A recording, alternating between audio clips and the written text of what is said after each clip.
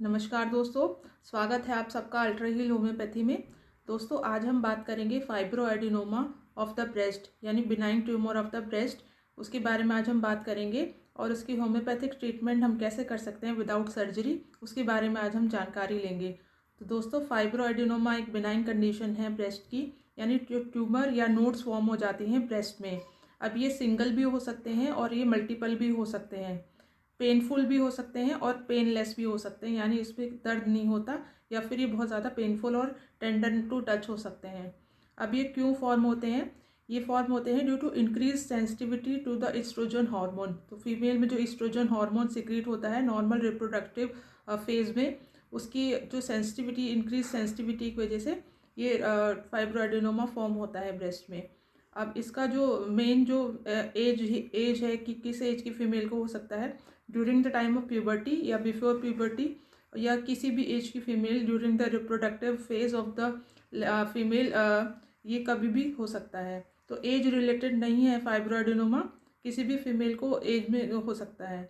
अब हम बात करते हैं कि इसका जो मेन पैथोलॉजी यानी कि क्यों होता है, उसके बारे में हम जानकारी लेते हैं। Friends, this is the anatomical structure of breast. Now the breast is made up of glandular tissues, fibrous tissues and fatty tissues. The tissues present in the breast give it size and shape. Now the main function of breast is milk secretion. Milk secretion occurs from the lobules, which are the milk glands, and with the help of ducts, the milk is secreted out of the breast from the nipples.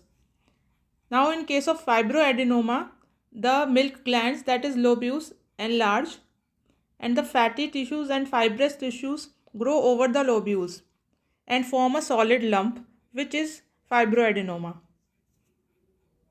बात करते हैं diagnosis of fibroadenoma. तो अब जैसे मैंने आपको बताया कि फाइब्रोएडिनोमा एक बिनाइन कंडीशन है, यानी ये नॉन कैंसरस ट्यूमर है ब्रेस्ट का। अब इसका डायग्नोसिस में मोस्ट इम्पॉर्टेंट है फिजिकल एग्जामिनेशन। फिजिकल एग्जामिनेशन में देखना है size of the tumour. Size में बहुत ज़्यादा बड़ा एक ट्यूमर है या फिर बहुत सारे मल्टीपल ट्यूमर्स हैं ब्रेस्ट में, तो मल्टीपल फाइब्रोएडिनोमास है या फिर सिंगल ट्यूमर है ब्रेस्ट का। अब देखना है उसकी जो शेप है वो कैसी है। शेप में उसके एजेस देखने हैं, बहुत ज़्यादा एजेस राउंड है या फिर बहुत ज़्यादा एजेस अनडिफाइंड है उसके। और अब देखना है इसकी कंसिस्टेंसी कैसी है, बहुत ज़्यादा हार्ड है या फिर सॉफ्ट ट्यूमर है। अब इसके साथ associated symptoms of inflammation of the breast यानी मेस्टाइटिस के सिम्टम हैं या नहीं है, और जो लिम्फ नोड्स हैं, सराउंडिंग लिम्फ नोड्स हैं ब्रेस्ट के, मोस्टली इन द एक्जिला, वो इन्फ्लेम्ड या एनलार्ज तो नहीं है। ये सब फिजिकल एग्जामिनेशन में आ जाता है। अब हम बात करते हैं इसकी स्कैनिंग की। तो स्कैनिंग में यूएसजी और मेमोग्राम आ जाता है, तो इससे भी डायग्नोसिस कंफर्म हो जाती है फाइब्रोएडिनोमा की। अब नेक्स्ट अगर डाउटफुल कंडीशन है तो उसको आप एफएनएसी भी करा सकते हैं ब्रेस्ट ट्यूमर की। अब हम बात करते हैं इसकी होम्योपैथिक ट्रीटमेंट की। तो दोस्तों आप जानते हैं कि होम्योपैथी बहुत ही एडवांस्ड पैथी है। आप इसमें आप बिना सर्जरी के ही ट्यूमर को आप ठीक कर सकते हैं, यानी जो मेडिसिन है होम्योपैथी की वो ट्यूमर को बिना उसके सर्जरी के डिज़ोल्व कर देती हैं। तो ना केवल ये क्योर करती हैं पेशेंट को, बल्कि जो टेंडेंसी है बार बार अगर उसको फाइब्रोएडिनोमा या फिर लाइपोमास या बहुत ज़्यादा नोडोसिटीज़ की उसको टेंडेंसी है बॉडी के अंदर, तो उसको भी वो फुली क्योर करती है। अब हम बात करते हैं कौन कौन सी होम्योपैथिक मेडिसिन है जो इसको ट्यूमर को डिज़ोल्व करने में हेल्पफुल हो सकती हैं। और इसमें सबसे पहले आ जाती है कैलकेरिया काब। तो कैलकेरिया काब एक बहुत अच्छी मेडिसिन है फाइब्रोएडिनोमा के लिए। अब इसके जो इंडिकेशन है वो मोस्टली है ये it occurs in the female of mostly at the time of puberty. तो अब इसकी जो सिम्टम्स हैं, they are hard and tender to touch and the breast is painful before menses. तो बिफोर मेंसेस ब्रेस्ट में pain होता है और जो लंप है बहुत ज़्यादा पेनफुल हो जाता है ब्रेस्ट में। अब उसके साथ कॉन्स्टिट्यूशनल सिम्टम्स हैं कैलकेरिया का आपके, the patient is chilly, very fearful, anxious, and the perspiration is more on head and upper part of the body, and the tendency of taking cold is very frequent in calcarea calf patient। और इसके साथ patient को बहुत ज़्यादा chilliness feel होती है पैरों में, यानी बहुत ज़्यादा पैरों में ठंड लगती है। तो ये कैलकेरिया काफ के कुछ कॉन्स्टिट्यूशनल सिम्टम्स हैं, और अगर ये फीचर्स हैं साथ साथ फाइब्रोएडिनोमा के, तो calcarea carb is a wonderful medicine to cure fibroadenoma. अब हम नेक्स्ट बात करते हैं कैलकेरिया फ्लोर की। तो Calcarea floor is the important medicine for fibroadenoma. अब इसमें जो नोड्यूल है ब्रेस्ट में वो बहुत ज़्यादा हार्ड होगा और पेनफुल होगा, बहुत ज़्यादा हार्डनेस होगी, और इसके जो एजेस हैं वो बहुत ज़्यादा शार्प होंगे और डिफाइंड एजेस होंगे।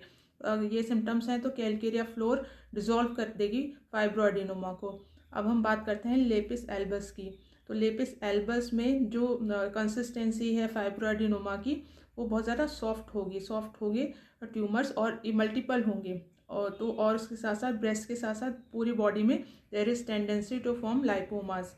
तो ये उसके साथ ये सिम्टम्स अगर मिलते हैं फाइब्रोएडिनोमा की, तो lapis albus is a very good medicine to cure fibroadenoma.